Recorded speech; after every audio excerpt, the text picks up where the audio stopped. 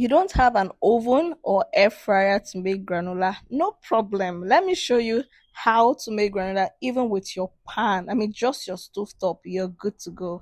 Welcome, guys, to the channel. So, in today's video, I'll be showing you how I make granola using air fryer and pan. For the ingredients, we have some instant oats, we have some honey, some walnuts, almond, raisins, coconut flakes, cashew nuts, salt and ginger powder, dried blueberries, coconut oil, and vanilla flavor. So first off, I'm going to chop the walnut into tiny bits. I don't want it this big. It won't even look nice.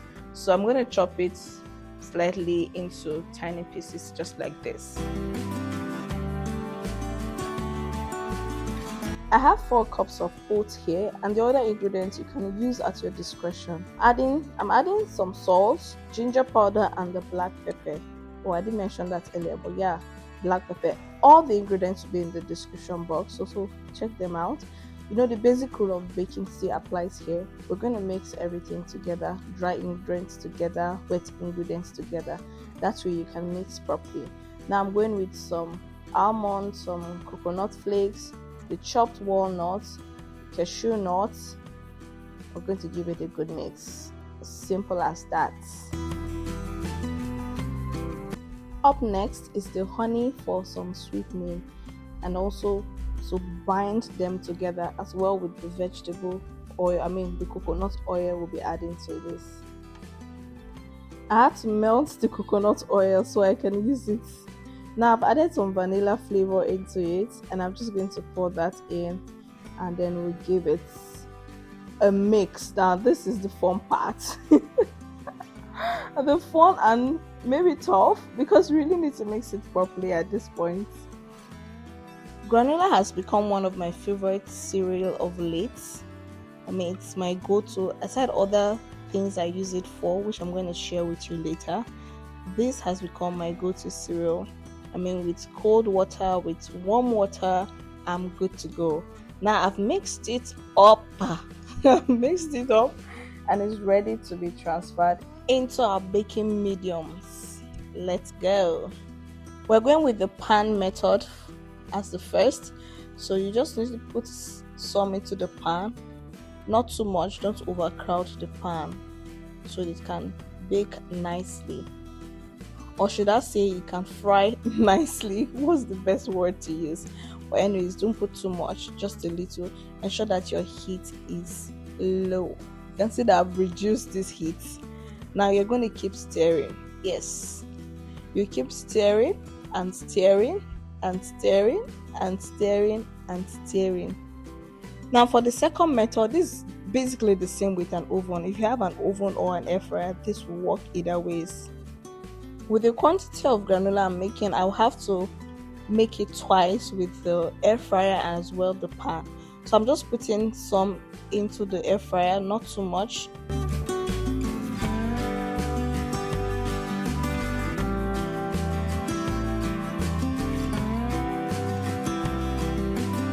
This as well needs to be baked on medium to low heat, depending on the heat of your oven or air fryer. You know how it works, so regulate it to that level. For this as well, it's on a low heat, as you can see, and it's frying up nicely. And like I always say, it's always better to make stuff for yourself. Like, if you can make what you eat, it saves you a whole lot of stress. Like stress, knowing that what you're eating is what you want to actually eat. You know what exactly you've put in it, how it's prepared, to the proportion of how you like whatever it is. If you want to just add almond and coconut chips to this, or coconut flakes, you're okay. Without the others, you're okay. If you just want to add cashew, however you want, if you don't even want to add ginger, yes, it's okay for you. Unlike the Starbucks one, that however it's made, that's how you consume it. Whatever it's inside, if you're even allergic to some, you might not even tell. So you see, making it yourself is way better. So whether you have an air fryer or not, it shouldn't be an excuse for you. You can use your stovetop to make granola. Look at how good this is looking with just my pan and my stove. Yeah, if I pack this and sell for you now, sure you will not buy it. This is the business girl in me talking. So for this, you need to stir it at intervals, maybe interval of 8 to 10 minutes. You just give it a quick check, give it a good mix, and let it continue to bake.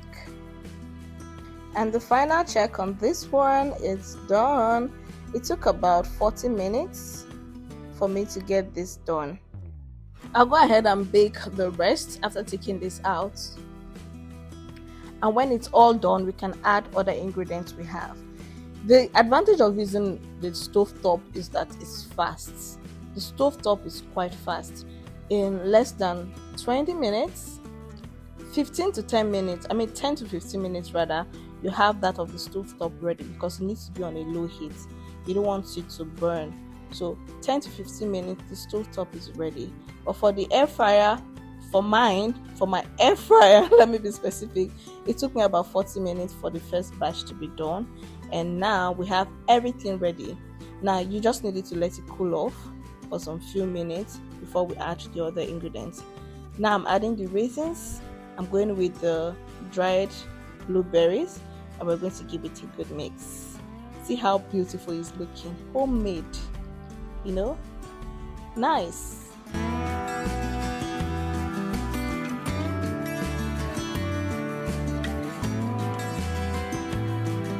It's now time to store it. Now, to store it properly, you need an airtight container. For me, I'm using these glass jars. This preserves it for the longest, so long as it's not exposed to moisture, it's not exposed to some air. You just need to take what you need per time and then cover it nicely.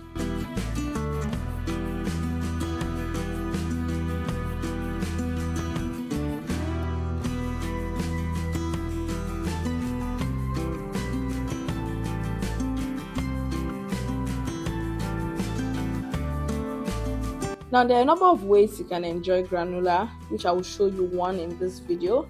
I think maybe I'll make another dedicated video showing you other ways to enjoy your granola. One is to use it as a parfait. Use it in your yogurt parfait. What am I saying?